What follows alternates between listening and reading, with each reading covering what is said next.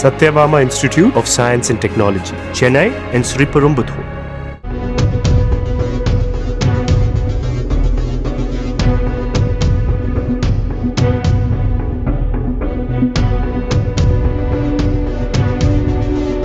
விடாதீங்க சார். குடும்பத்தை அவங்க அண்ணன் தம்பி 3 பேர்த்தையும் உள்ள ஓடுங்க. வேலுக்கு தான் இது காரணம். வேலு சந்தானம். திருப்பூர் மாவட்ட ஆட்சியர் அலுவலகம் அருகே உள்ள காலி இடத்தில் செவிலியர் சீருடையில் பெண் ஒருவர் இரத்த வெள்ளத்தில் இறந்து கிடந்தார். அதனை பார்த்த அங்கிருந்தவர்கள் போலீசாருக்கு தகவல் தெரிவித்தனர்.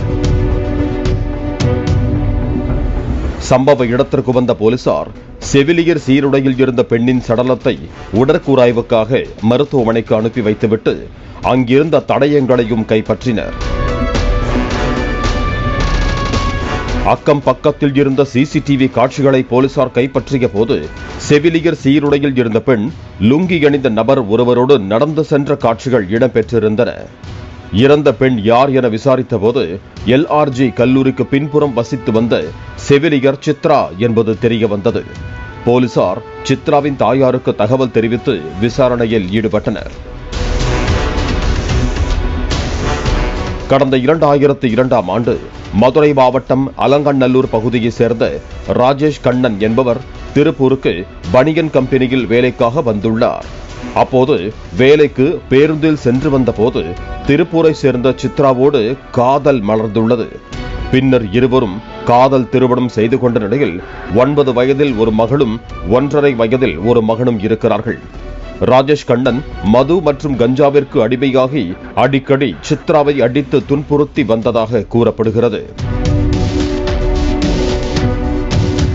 இதனால் கடந்த 3 மாதங்களுக்கு முன்பாக தனது குழந்தைகளோடு வீட்டை விட்டு வெளியேறிய சித்ரா தனது தாயார் வீட்டுக்கு சென்றுள்ளார். தனக்கொரு வேலை வேண்டும் என்பதற்காக 20 நாட்களுக்கு முன்பு திருப்பூர் பல்லடம் சாலையில் உள்ள தனியார் பல் மருத்துவமனையில் செவிலியராக வேலைக்கு சேர்ந்துள்ளார். இந்த நிலையில் வேலை முடித்துவிட்டு வீட்டுக்கு வந்த சித்ராவிடம் சமாதானம் பேசுவதற்காக ராஜேஷ் கண்ணன் மாமியார் வீட்டுக்கு சென்றுள்ளார். அப்போது மனைவியோடு தனியாக பேசிவிட்டு வருகிறேன் என சித்ராவை சாலையில் அழைத்து சென்றிருக்கிறார்.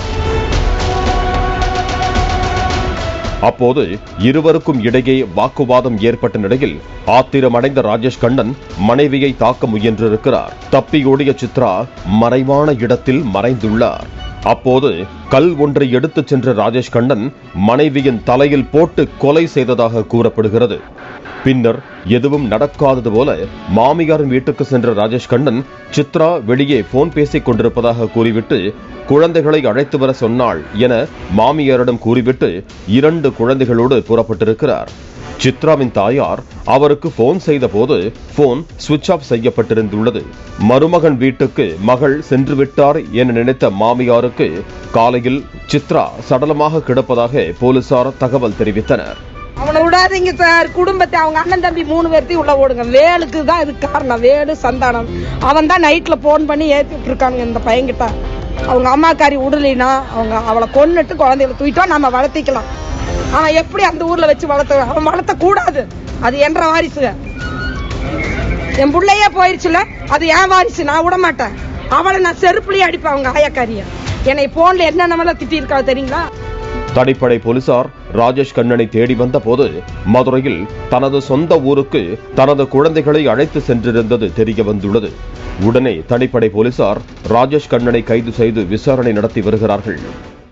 என் பொண்ணோட பறிச்சுங்க இப்படி ஒரு கொடுமை நடக்குன்னு நினைச்சு பார்க்கலீங்க.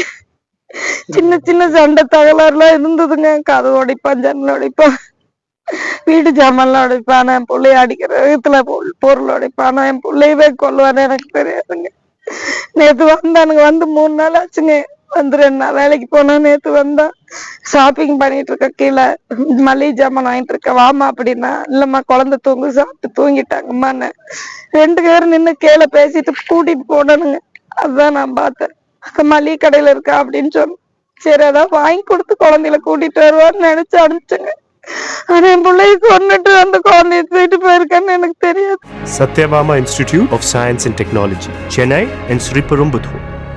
பிளே ஸ்டோர் மற்றும் ஆப் ஸ்டோரில் இருந்து பாலிமர் செயலியை QR கோடு மூலம் பதிவிறக்கம் செய்யுங்கள். செய்திகளை உடனுக்குடன் பெறுங்கள்.